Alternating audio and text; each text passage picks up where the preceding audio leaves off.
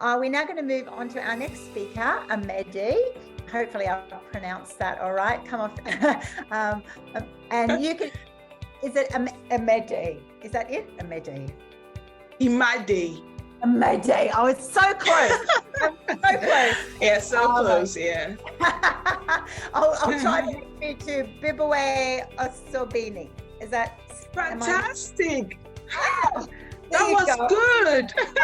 I'm in the ballpark. Fantastic. I'm in the ballpark. There we go. I try, but I'm always profusely apologetic because, you know, you've got to get people's names right. And I will try until I get it right. Imade is an experienced public policy advisor, a strategy, project, risk and change management advisor. She's the founder of Tech Herfrica. Oh my goodness, I'm going to love hearing about this. She's over 15 years of experience in developing evidence-based public policies, investment portfolio analysis, business strategy development and implementation. Oh my goodness, Connie, you're going to love this woman. Talk about being able to spread out into different areas of the world. Project, risk, organizational change management. This is what's required to really just shift things at all aspects. I love your skill set. Amazing, Imade. So your experience enables her to provide holistic solutions to help governments and organizations move from an idea to a revenue making machine, if you like, and then having a lasting sustainable impact. I've just added that to your bio because I just like, wow, I can just feel your power. She's already doing so many things across the world. I am going to hand it over to you. Tell us, Imade, what inspired you to start, you know, this business area? Okay, so it's Tech Herfrica, and I will just share what happened to me in January of 2023, right? So I was on a road trip in Nigeria and I was passing by a village. So I stopped to buy food items from the female seller. And I bought items worth about $100. And she started to cry. And I'm like, why are you crying? These things are cheaper. Like, it was about $200 cheaper than I would have bought it in the city, right? So why are you crying? And she said she had never sold that amount of money before. I'm like, really? And I looked at this woman, she's like 40, well-spoken and everything. I'm like, do you have a phone? She said, yes. Do you have internet? She said, yes.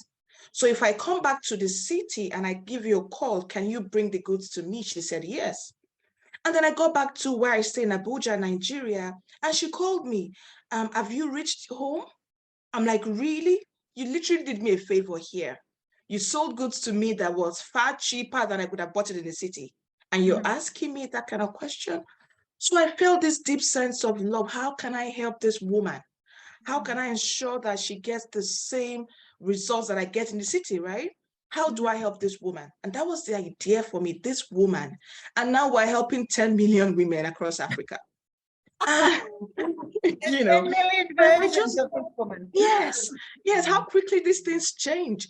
And then I went to do the research and Googled, and it was amazing to find out that we have over millions of women who will never have access to internet if we don't do something about it. We will have women across the world, not just Africa, who would never use a mobile phone if we don't do something about it. Women who would never, ever experience the joy of connection that we are having now if we don't do something about it. And these are our sisters, they are our children, they are our mothers. And I said, what can we do? How do we leverage technology to help that woman? And now 10 million women. And that's how we started Tech Herfrica, okay? And like the last speaker said, for us, it was a for purpose, right? Because I work in government and it was a bit difficult to set up a business entity. It's not allowed as a public servant. And I said, what's the best vehicle to drive this and do this to the fullest? And then we set up Tech Herfrica, which is the nonprofit. But like you said, we actually want to make some revenue because we want to be sustainable. And we don't want to keep begging and waiting for grants. Otherwise, how do we make the impact that we want to truly see? So we said, okay, how do we get this vehicle using technology?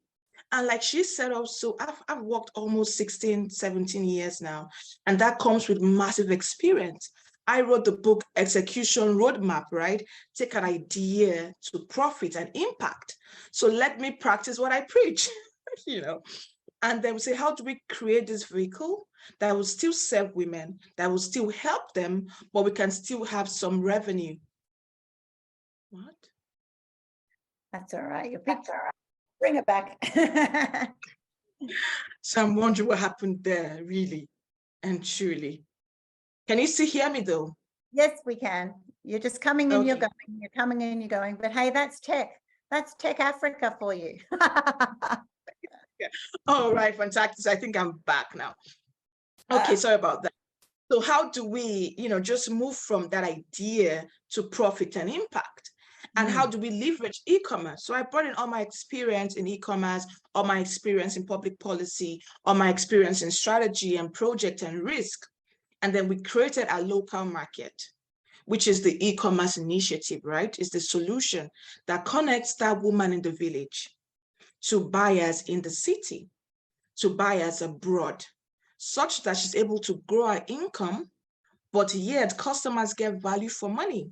They are paying lesser than they would have paid if they were buying from middlemen, right? So that income goes to the woman, but they are also getting value for money and they are getting good quality products. So we launched our local market in January, and it's been mind-blowing so far. Just seeing a woman who was excluded, didn't have internet, didn't have a phone, didn't even know that something like e-commerce exists, to the point where she now knows about e-commerce. She now has the tools to trade online, because we train them and we give them mobile devices to trade online. And then we also help them access micro pensions, health insurance, so that they have holistic lives. And it's just amazing doing that for women. Just seeing that our sisters are having the same, to a large extent, lives that we have in the city, and they're doing really well. Oh, what a blessing are you. And oh my goodness, you must have ladies crying on you all the time just with joy. Yes, we do. In fact, their husbands call us. So I got last week lots of husbands saying, my wife is doing so well, my family is doing so well. I have children calling to say, you know what, thank you so much. And it's just so refreshing. Just so refreshing. So they realize then from selling their wares, if you like, at a local market, that they also, by entering the world of e-commerce, means you suddenly extended your reach, potentially globally, that anything is possible, right? Are they getting that concept fresh and new? So you're obviously offering training for them to be able to be aware, because that's a process. You don't just get a phone and start to work it all out. How are they going about funding that, their phone, their internet package, these extra expenses? So while they make money, they also have to expend money, and you've got to provide the training around that. I'd love you to share a little bit about the mechanics. Okay, yeah, so we have a whole roadmap for it. I'll just explain it, right? So we have the point where we identify them, and then we conduct the literacy programs for them. We train them. Now, that program in the first instance is sponsored by partners. So we have over 30 partners, banks, telecommunication companies, individuals who want to do good, companies, financial companies who want to do good, right? So that particular first program is sponsored heavily by partners. Wonderful. When we do that training, yes, we then equip them with the mobile devices. The same thing, the mobile devices are actually created by the partners, actually donated by partners, right? And then we give them the mobile devices. But quickly enough, they're able to start trading, and they are making so much money. So we have our sellers doubling their sales by 56.6% averagely. We have people who have increased by 120%. So because they are making money, we're also ensuring that that money is not going back to household items, household healthcare, and we're also plugging them into health insurance systems and savings systems. And we also provide them with supply credit. So what we're doing is a whole value chain. We're empowering the woman with the knowledge and the tools. We're also showing her how to save and triple her income. So she's not underserved anymore because she's making money, she's getting money back. And we're also partnering with telecommunications companies to reduce the cost of tariff. So in the first year, we provide them that internet service for free. So they're able to balance out, make money, save money, plan for their future, increase their sales, expand their businesses, with the hope that in 1 year, they're about stable to just carry it forward. And we also teach them how to reduce their operational expenses. So we're telling them why, you have to understand business, sales, and profit. It's different, right? You need to know where your costs are coming from. You need to reduce your operational costs so that you keep more money. You need to expand your business. You need to leverage community selling. So we're also teaching them how to leverage the power of each other, community sales. That way it's cheaper for them. They are reducing their cost of operations, and they're making more money. Teamwork. Yes. I love it. Teamwork makes dream work. I love it. This is so fantastic. What are their biggest, a couple of points there, you said that they suddenly obviously are increasing their revenue, which is not surprising, but are they therefore, because of this platform, are they then offering more goods to sell because of the ease of the sale? Or is it that they are just selling better, more effectively, efficiently, because you can just suddenly, the person wants to buy, you can just do that sale? What are the factors that are increasing their revenue at this stage? Okay, so they're selling more, so quantity. They're selling more, and they're selling for a higher price because there's no more middleman. Okay, so a typical example, before now, what used to happen is that a business person like myself, for instance, goes to them, pays them peanuts, comes to the city and makes the profit. But now that profit is going to them. We're able to give them price intelligence to say you can actually sell this at this price. And it's still cheaper than they will get in the city. So they're having better prices for their goods. They're selling more quantities. And we're also showing them how to leverage production, how to expand production. So they're creating more products for sale, and they're giving that at a better price. So it's double-edged. Yeah, it's so double-edged, and I love that. Missing out the middleman. The middleman won't be very happy, but I love it for the women. Exactly. How is it impacting the community, though? So with change, which isn't a financial question for me, but it's a social question. When you shift the balance of power, particularly for women, in this sort of space, it can then come back with some consequences, because some men are not going to be happy with their woman's new independence and savviness and opportunities. Have you noticed that it's resulted in any issues, or has that all been sort of managed in that you've been aware of that up front? Okay, so now again, my skill set comes into play, right? As a trade professional. So we already factored all of this into consideration, which is why our trainings are tailored. So we have our trainings tailored to make them understand that you have to respect the men.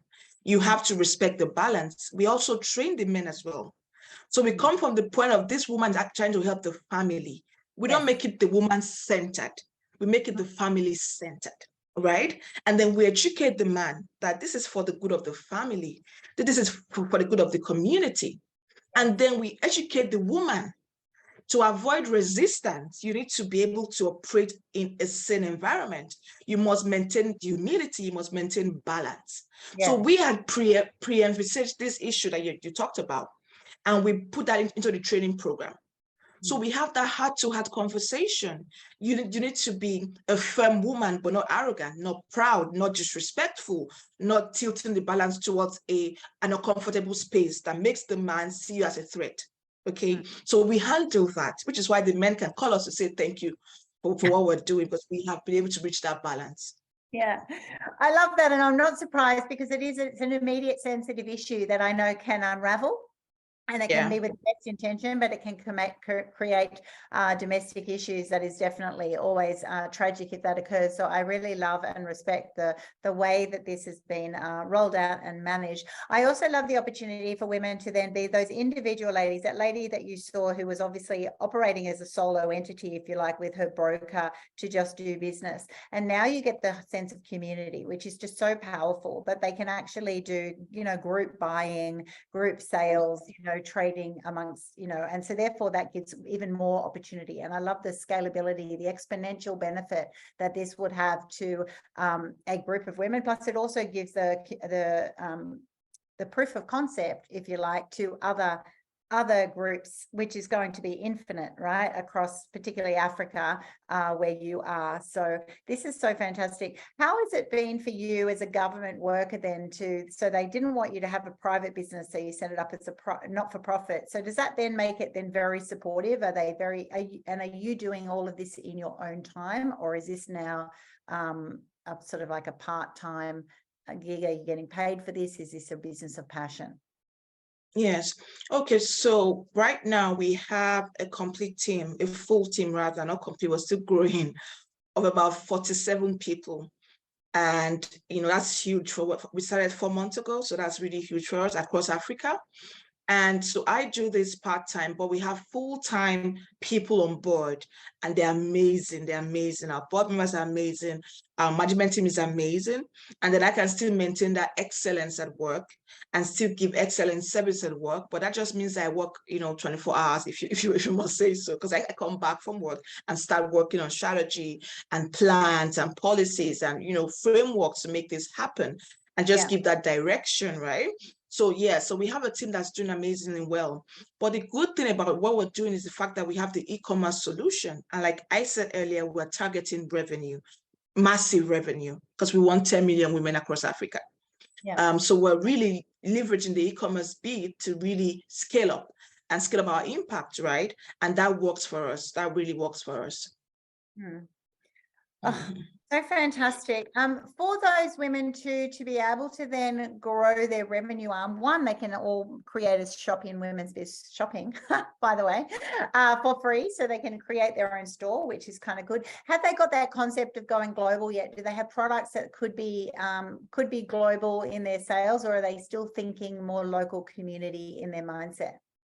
Yes, so they are very, very interested in global sales. In fact, that's one of our strong points to them as well, that will take you global, right?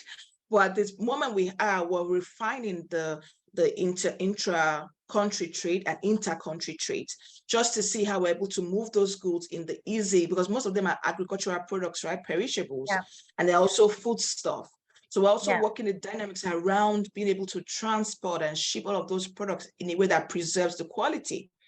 And we're still working on that. But yes, they're really excited. Yes, we're looking in the next couple of months to actually begin to have our products international markets for them.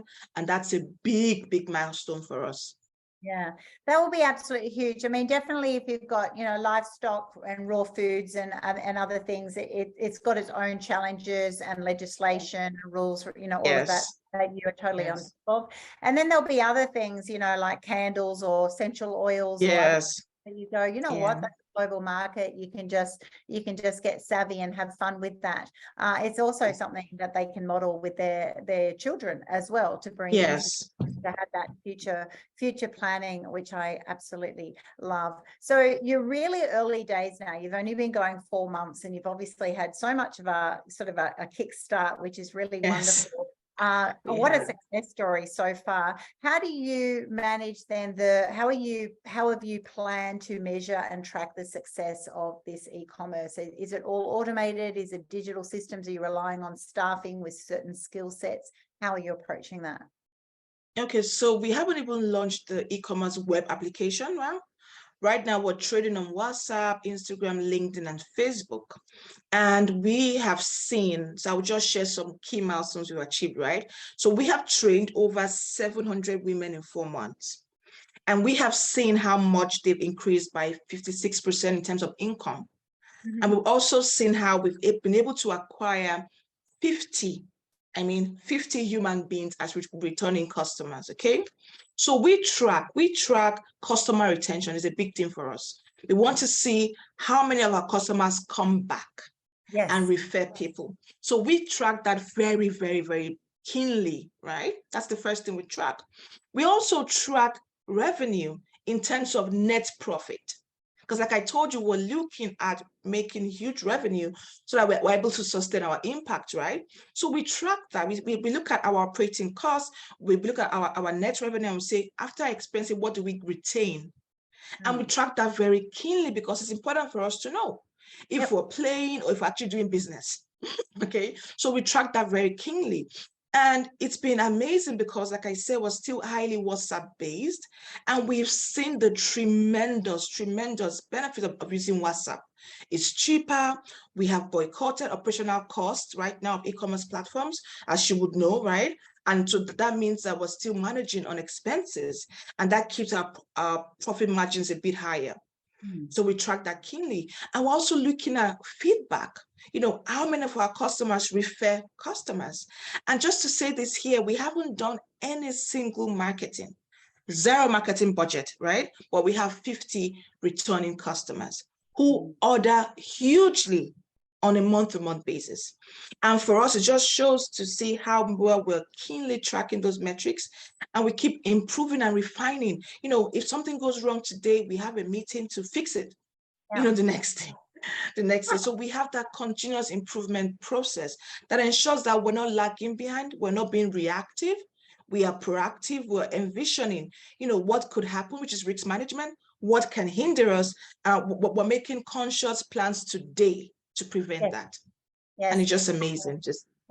And I love that knowledge and expertise that you have in that space, because that's another decision too, is when do you actually scale? Because while you're still training and bringing people on board and ironing out your systems and getting those metrics, it's almost like other people would go, but don't you want more people? Not necessarily. If you suddenly paid for advertising and you got 10,000 people wanting to do this, you don't actually have the infrastructure to be able to cope with that, and then Exactly.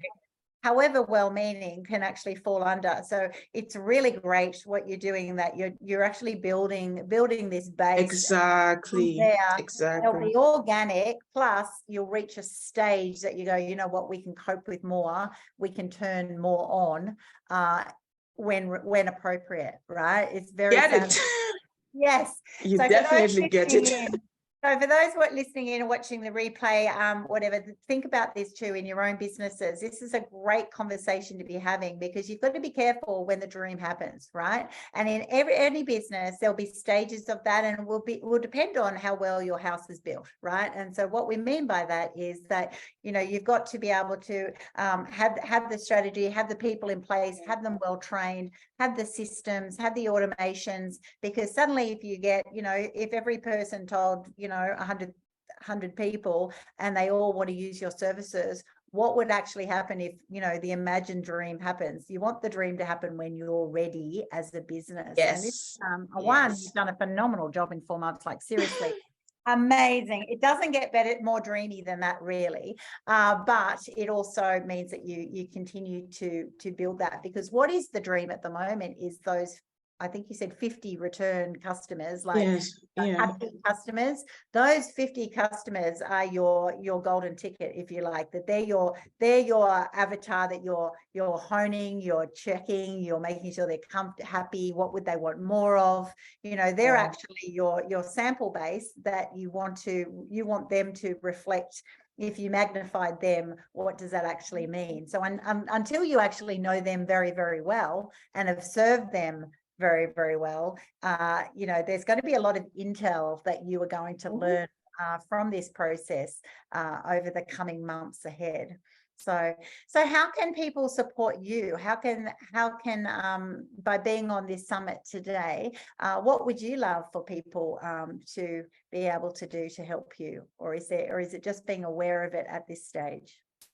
So at this stage, I think if you can just leave my LinkedIn profile, because I share a lot on LinkedIn, our projects that we're doing, because you can support the projects, you can donate a mobile device to a woman in Africa, you can contribute your resources to see that she gets trained.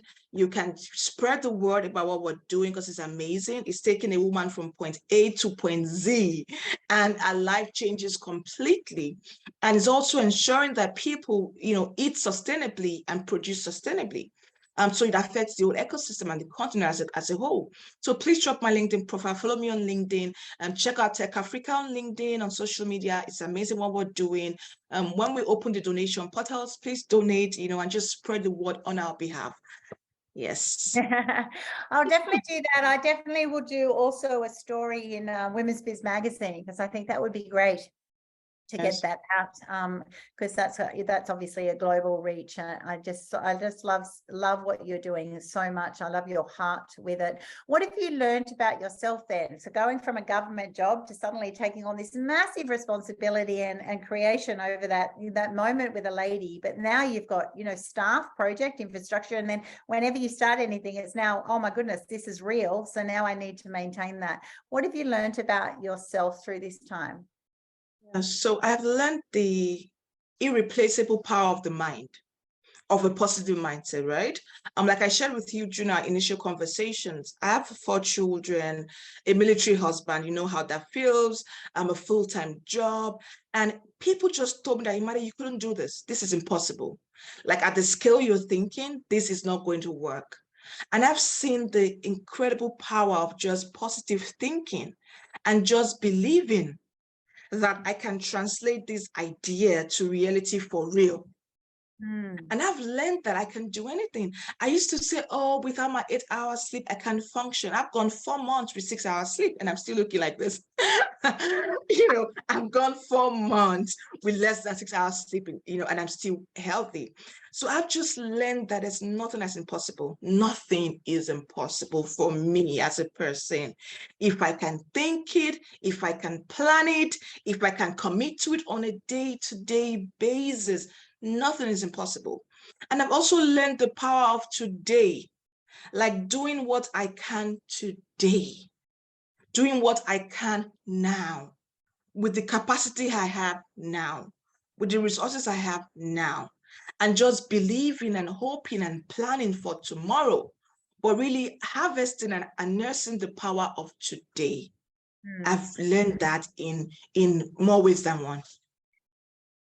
That is such a powerful learning, and one that many people take decades to learn. Seriously, in my day, they're always thinking, well, when I'm ready, when something is perfect, when all the stars align, when I have extra help, resources, they're waiting. Whereas the people who move mountains, the people who really shift a space like you are doing, the people who can help millions of people actually go, you know what can I do today? Even if it's messy, even if it's not perfect, even if people don't show up, even if technology fails, I can just show up in my best space, and through that journey will come learnings, will come opportunities, will come new things will come your way, and things that you could never have planned for. So you can be the most planned because of your skills and expertise, but you'll still have new challenges and new opportunities suddenly come your way and go, wow, I didn't realize maybe that lady was 100% representative of the people that you're dealing with now, or maybe there was a little bit of a shift and it's built on that. You don't know until you ask the questions and you get a little bit messy and you try new things and you start, interviewing people, measuring the results of things, finding out what their distinct challenges are. There'll be a whole lot of things. So while you're trying to increase women's opportunity to have financial independence, really, to be able to be safe and secure in their life, you'll also be having real challenges on, if you've never used a phone before, you never used technology, then Tech Herfrica, like, talk about what a challenge. It's not as if you just turn it on. This is a huge learning curve for people. Yes. Which is just so amazing. With that then comes opportunities too, though. Like there's people in our networks who, like myself, I've got an online coaching program. You can have coaching programs that you can put in other people's places. You don't have to pay for it, hosting on things. You can put them in other people's shops. You can partner up. And I love that whole opportunity to go, well, this is what I need. Who can help me here? Rather than I'll wait till I can see that something would be possible. I love your tenacity, because you've actually gone and said, you know what, we need to do this better, so we're going to do it. Just do it. And you know what the crazy thing is? It's not really crazy. It's wonderful. Is that so many people want to help. They want to help if there's an opportunity that's very clear. It's clear what they can do. You can donate phones. You can help with technology. You can help train. You can help do this. It's like, give me a job to do which is clearly described, and it has, a clear path of what's expected of that person, whether it's money, time, commitment, product. It's when it's just a concept that the person goes, I'd like to help, but I don't know how. you know. So I think the way that you've done this, obviously to have so much success in a short period of time, means that it's been very clear what you're wanting. Also backing on from previous speakers, you've also shown that there's real clarity in your niche. We've talked a lot on this summit to date on knowing who you're trying to serve, what you're trying to achieve, and being very niche before you go broad. And with this project, it sounds like you've gone just total specific niche. This is the problem. Yes. This is the problem, that lady lost revenue because of a broker, because she didn't know. She had no idea how exploited she was actually being. She had no idea that there was another way. She had no idea how technology could even help her, as well as, you know, the contacts and the mechanics of her business. And so with that awareness and education comes, it's magnified so broadly. So congratulations to you. Thank you. So we were waiting. I was also waiting for our next speaker, but she hasn't actually come here, so we can just keep chatting away. Her name is Helen. Hopefully she will Helen, that's my middle name as well, Helen. That's amazing. Yes, that's my middle name, Helen. Helen, where are you? We're happy to have you. Where is Helen? Where are you, Helen? Helen, come on board. Come on board. Isn't that funny? That is amazing. Well, it's meant to be. I always feel like it's meant to be. And if she comes, she comes.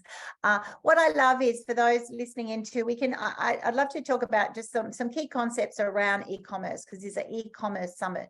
So one, we're hearing today through this discussion, it opens you up to a global market. So I want you to get your head around this. Why are we talking about e-commerce instead of small businesses? Just like, yes, because you can be doing small business just in your local area, just in your own way, with your own little infrastructure happening.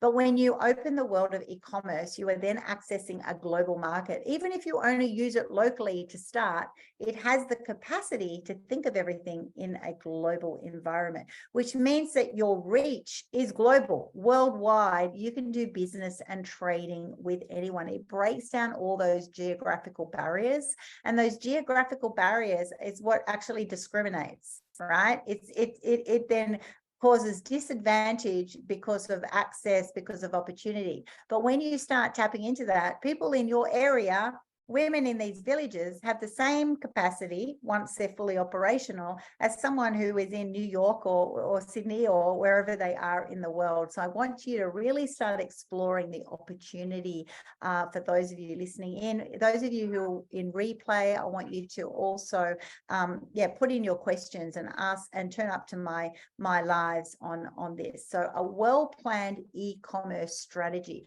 I'd love you to speak to that, since we've got some time then. So you will have planned, well, what is your e-commerce strategy for these ladies? What does that actually look like for someone in your position who you're rolling out this program?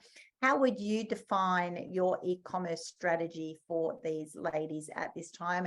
And is it clear on a pipeline of what they could do in, 3 months, 6 months, 12 months? Has that actually been all sort of communicated so you can actually see where it can take them? Yes. So again, we are like twin sisters, right? Because you seem to speak my mind, Annie. So yeah, so we have a clear path, right? So just to mention, it takes us about 6 weeks to deploy a particular program for awareness alone, right? So for us, in the first 3 months, we expect them to be able to understand e-commerce, have increased their motivation, their trust, and their adoption, right?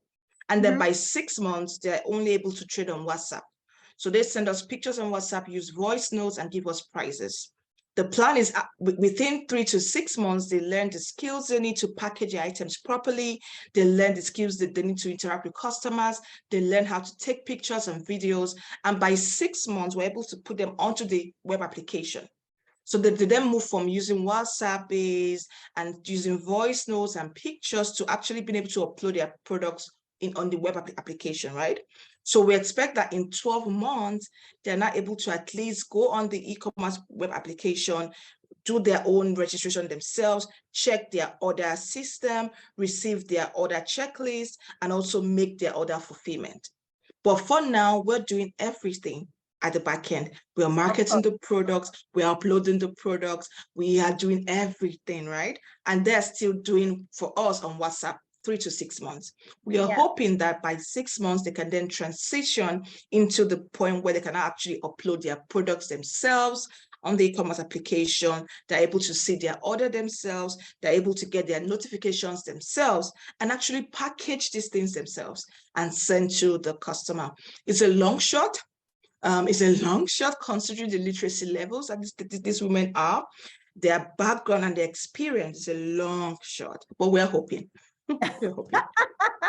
I love that. And I love that you've got the plan B, because you need that. You need that to prove to the market that it is possible from the other side. The consumer has to have 100% confidence in the product or services that they receive. Otherwise, they'll go, it's a nice idea, but it doesn't affect me. And at the end of the day, while we are so impressed and so behind what you're doing, from the consumer perspective, they don't care about all of that. They don't care.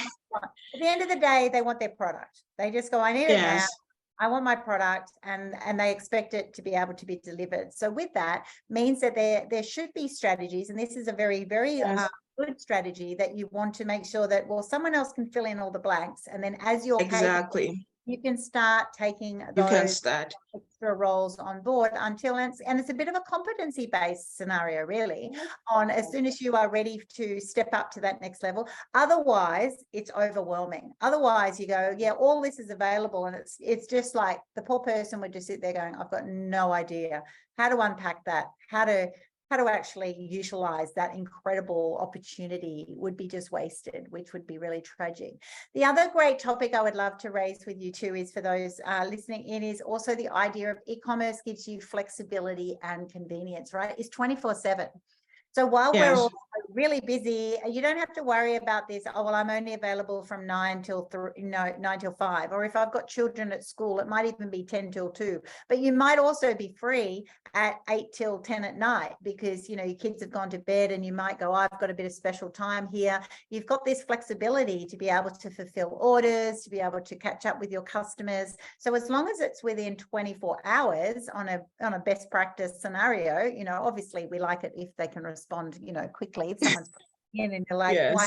I love the people who email you 5 times and you're like, yes, I've got your message. It's still only I've just popped out.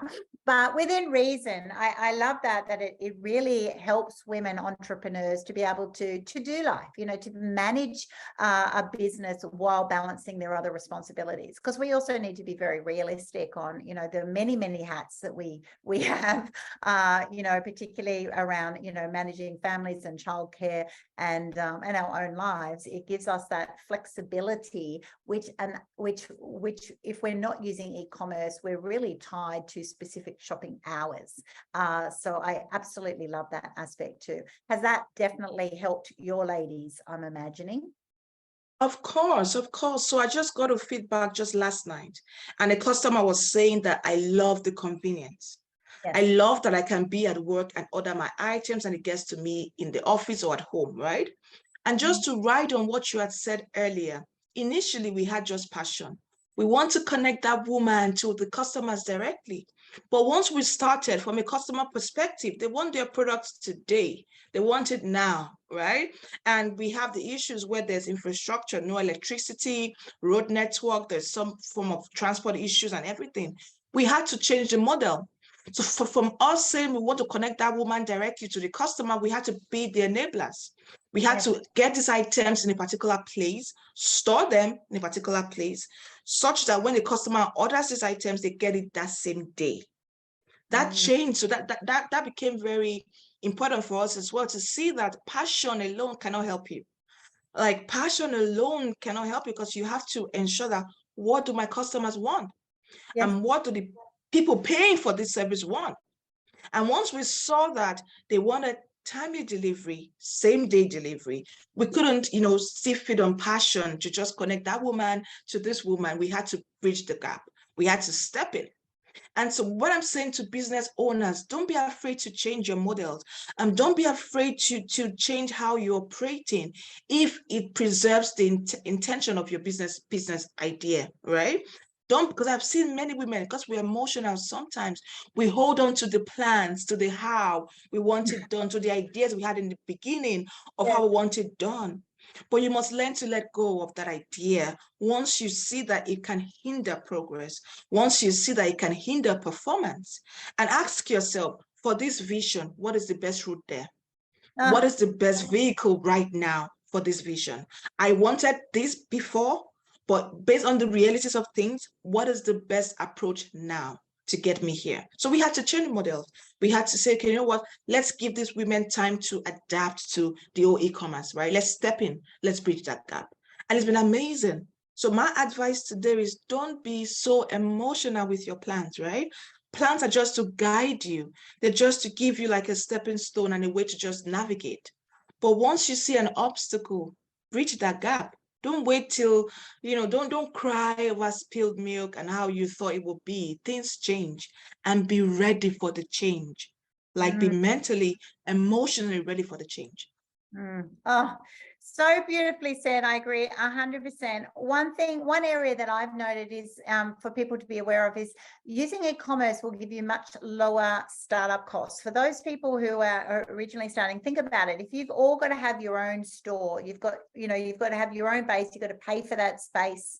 And sometimes it's just to have that stock. If you go e-commerce, that stock can be in a communal warehouse. You can also have one communal shop or two communal spaces that show the proof of stock, and then you can do business for the local trade and also e-commerce trade. So this can be a massive difference in your expenses. Like, think about it. If you don't have to rent your whole shop individually, if you've got a whole, say you have 100 people who've all got a similar type trading business, and then they actually have just a few sort of bases that they can share as a communal area with a proof of concept. It is so much more when you roll that sort of thinking out for your startup costs and your ongoing costs. So even from a cost effectiveness business perspective, which is often the area that's going to bring you down, right? When you're looking at cash flow and you've got expenses, you've got that rent and so forth.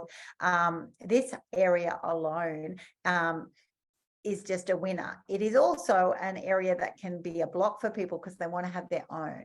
They want to just, they kind of go, that's my baby. I want to see it, touch it, feel it. It's just this, tangible item that you go, as you were saying before, Imade, you want to just be able to be flexible with the way things may look and feel. There's plenty of people with an online shop who just do drop shipping who never even see that product. They're just an agent product, right? All around the world. Like, oh my goodness, really? You go, yeah, you could sell anything and just do drop shipping. It works that way as well. So I also think it gives you the opportunity, which we haven't talked about yet, of increasing your customer insights. By being electronic, you get that customer feedback, you get that opportunity to engage with a customer and ask them, even if it's, it may be, did you enjoy your service? How comfortable were you with the delivery of your product? Rate it, whether you give it stars or numbers or words. You get this feedback that you might not get if they were face to face with you, or that customer may have then getting it post. But if you've got that online transaction and the online communications, you can often get a lot more analytics on that customer's shopping behaviors, their satisfaction with the product. So I don't know if you've implemented that yet, but this is definitely a huge win. I think the customer insights that you get from when you've got a fully functioning e-commerce store. Yes, I mean, you're just taking the words out of my mouth. Yes, because that's what we do largely. But that's what we're big on right now is feedback, insight, right? We have created new product lines. We have launched new product lines. We have launched new service channels because of feedback. And we have been able to reach similar customers because of feedback and their insights, right? So it's huge. And like you said, it's easier for them. Because to them, they don't know you, they're nothing to be afraid of, they're not shy, they're not in a hurry. They give the feedback when it's convenient for them. But just imagine if I was rushing to work and rushing back into a shop, I won't have time to even answer your questions, right? But with online shopping experience, you're able to leave the link. Please leave your feedback. They come back in 1 week, 3 days, 2 days, but they will leave their feedback. Yeah. Which you will not get if that was a walk-in shop. Yes. So it's amazing. Yes. And so we're building strategy around feedback. We're building the product around feedback. we actually designed our web application around feedback from customers, which we would never have gotten if it was a walk-in shop. Exactly. So, And most of the time it's very honest feedback. It's actually better feedback. You know, sometimes people go, how was it? And they don't want to embarrass you or make you feel bad. And so they'll go, oh, like it was great, but it wasn't, you know, and you know, it wasn't, because if they don't come back for a return customer, you know, in your type of line of business, well, something was wrong there. And you don't want to judge that person. You actually just want to find the solution. You know, if it was because the product was damaged, or it was on delivery, or it was too slow for them, or something was wrong, you actually want to know that. It's not personal. You actually want to improve your business with them, right? So this is a really wonderful opportunity that people will tell you more online. You know, you can also get the negative comments and bits and pieces, but you consider them outliers, right? You can, you know, you're looking for patterns of behavior, patterns of feedback. And so in that bell curve, you're wanting to really sort of, you know, optimize what you do in response to it. Another aspect that I love, since Helen's not here, I love is marketing and branding opportunities, right? By being online, it means, you know, I've got Women's Biz Shopping. I can just get any product in my shop from, you know, like a million items, say, and then just go, I want to post this one now. I want to have, and it's got its features, its colors, its variants. You can also, so you can market that on all of your different social platforms in a tailored way, in a pre-planned way, in a scheduled way. You can also have the opportunities for that to be, you know, beautifully branded. It can look visually better, you know, and we can all laugh at that. Sometimes it looks better than the real thing. Like when you things, you know, when you go to a restaurant at a shopping center or something, and you go, was that really my product? It looked a bit glossy, but anyway, we're getting the picture that we have the opportunity to market and brand it, you know, in the best way possible. We're also able to optimize it. So we've had other speakers in this summit talking about SEO, and definitely, so when you can do so much through your own, you know, marketing locally, when you engage your SEO into that shopping channel, if you like, you are then going to be attracting, like a magnet, all of those right people, which you then gain clarity on because of your pilot time, which is what you're having now. So I'm sure you're all onto making sure that that will happen long term. But once again, that's an area that you might hold off on until your business is ready for that. And we were talking about that at the beginning of this conversation, that sometimes it's like, you know, okay, we're not ready for that. If we turn the SEO on and it actually work for us, are we ready? Are we ready for that? So that can sort of be tailored, but I'm sure you're there. It also is wonderful for brand awareness, that suddenly people, if they start seeing it on their socials everywhere, you seem so much bigger than you are, right? So which is great, because that's what it takes to get that brand awareness from you, away from other areas that they've been traditionally purchasing those items from. Yeah. I mean, amazing what you say, Annie. Amazing. But just to also touch, because I'm a risk person, right? So I'm always looking at the risk. And you mentioned a key risk here, which is something that e-commerce businesses face a lot. When people say, oh, what I saw doesn't match what I'm receiving, because of how we've over pictured and lighted the whole thing, right? And Yeah. that's a big risk, because customers actually fall off your scale when they see that differentiation between what was shown to them and what they actually received. So I always tell people that we need to ensure that as an e-commerce business, whatever you're putting up there is as close to the real thing as it gets. Yes. So whether or not you're using lightnings or picture quality, let it be as close to the real thing as you can get. And you spoke about products, right? But I also know that we have, like you also know as well, that we have service-based businesses who can also reach so many people with their services, right? And they also need to ensure that, unlike products where you have to see what you're buying, people just trust your competency. People trust what you say you can deliver.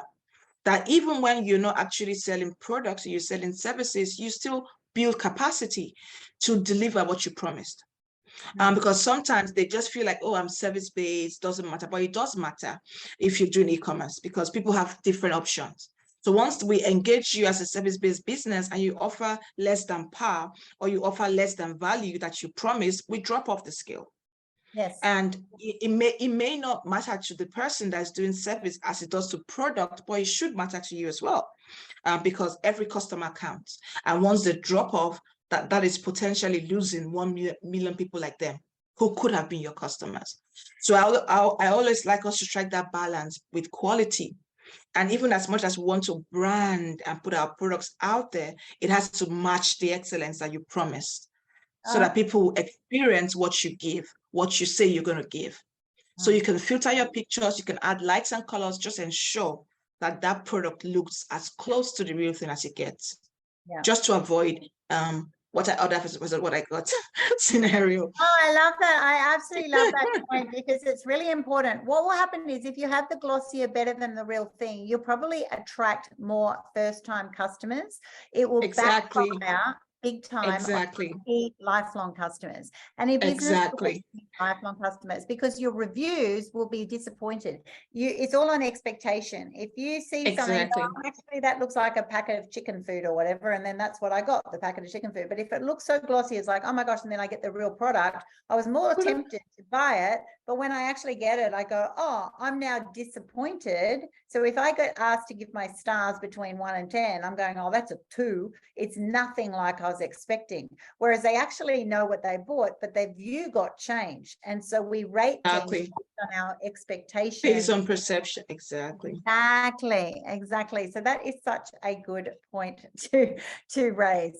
Be honest, everybody. And I agree with that in the skills and expertise. That's, we outsource things quite a lot through my business, and I go to Fiverr to get things done, and that's it. You're depending on their reviews, and if you don't have those strong reviews, comments from a broad range of people, then sorry, you won't get that business. You need to build up that credibility to be able to say, not just once, but time and time and time again. And I always love those reviews that say, I always go back to Imade, like I don't, I as a, every time, never disappoints, comments like that. I'm like, that's a repeat customer, right? If you, it's not the, oh yes, thanks for the project, whatever. It's kind of like, you got the job, I wasn't going to complain, I've got it. I don't know if that's necessarily the best or not, but when I actually study the reviews. So absolutely, don't think it's just on products, it's definitely on service.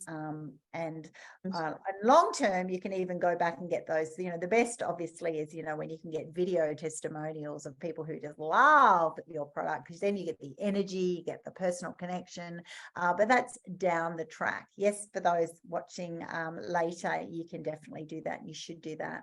I'm all about that. But at the moment, all of this helps your on marketing too. The higher statistics you can have pushed back through your marketing to say, this percentage of customers rate us as 9 out of 10, 10 out of 10 in certain areas, all of that constantly by gaining that data and putting it back to future customers will definitely help you.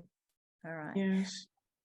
Another area, if you're happy to stay on for a few more minutes too, I love the fact that it actually gives you that networking and support within your communities. I think this kind of concept of what you're creating here really is a community builder, because it creates that support local, although go global. It also creates an opportunity for women to help women and to create that sense of community because of the way you're doing business. It also helps them find like-minded entrepreneurs as you're suddenly changing. Like, those women will now start growing and evolving and getting these new skills, and they will like being able to support and talk business in a new way with like-minded entrepreneurs. So it gives them that within their community, and then obviously also broader when they then have other opportunities online to be able to learn from others, like coming to online events and support groups and so forth. So I think that is super fantastic, and as well as just the self-esteem and sharing their experiences and their pride. They must be so proud of what they're actually achieving. So you're creating a really supportive ecosystem, if you like, for women entrepreneurs, which is what it actually takes. Women need to work together to be able to change the statistics, which are really quite poor globally, on the amount of women in senior roles and senior leadership and senior positions in businesses.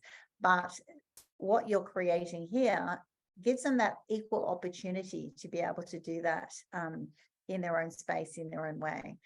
It also gives them generic skills that they might start doing that in your business with your ways. But once they've got those skills, they might suddenly realize, oh my gosh, I'm also an artist and I could sell my art, or I also have got a passion for, hair and I might do hair videos or whatever it is, and then become a celebrity, like an influencer in a totally different area, because it gives it starts everyone in a common space, but it also gives some people, which actually you want them to be able to find their unique space in the world.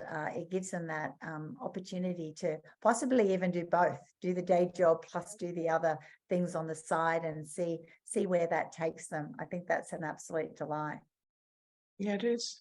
We actually did a survey last month, and just from what you're saying, almost like you were in that survey with us, right? 89%, yeah, 89% of the women actually confirmed that their self-esteem, their sense of well-being have improved. And they feel stronger, more powerful, more alive, more included, more powerful, more confident, just because of what they're currently doing. And it's amazing to see. And like you also said, we now have women who are now expanding into other spheres. So we have people who say, I can actually teach fellow women how to trade. And we're now having teachers helping us train their fellow women in their communities how to trade online. So it's powerful. Like you're saying, I'm just really surprised that you understand this thing, like you were actually with us in that space. And it's really a pleasure to see. To hear you. There you go. I'm the real deal. That's because I'm a business coach. Yes, you are the real deal. I love it when you meet people. Helen is here. I think I can see Helen. Welcome. Namesake. Welcome, Helen. We've just been chatting away because I think you were in the waiting room a little bit later. So we've just been chatting away, and we've also got Tracy here as well. So welcome, ladies. We've just been having this amazing conversation, which you can watch on the replay. We've been going for about 8 hours now, and we've been having so many amazing speakers from around the globe talking about all their different aspects of use of e-commerce in their business. It's been absolutely fantastic. This latest presentation from and conversation, extended conversation with Imade, has been absolutely fantastic. Oh my goodness, I can't wait. I'm actually going to put this out on my podcast very soon, because it's just been such a wonderful breath of fresh air. Imade's just shown how she's from nothing in a village. In what country are you, Imade? Nigeria. In Nigeria, she's now gone and in 4 months being able to impact 10,000 women to be able to then start learning how to be an entrepreneur, how to sell their business with e-commerce, and the whole infrastructure that's involved in that. And yes, it's baby steps, and it requires even learning how to use a phone, being able to get that phone, being able to learn how to do some trading, to learn how the whole system works, and the infrastructure behind that is just absolutely incredible. I really salute you, Imade, of what you've achieved so far, and I really look forward to where this is going. I'm happy to help and support you if I can in any way, because it's been really, really refreshing and inspiring.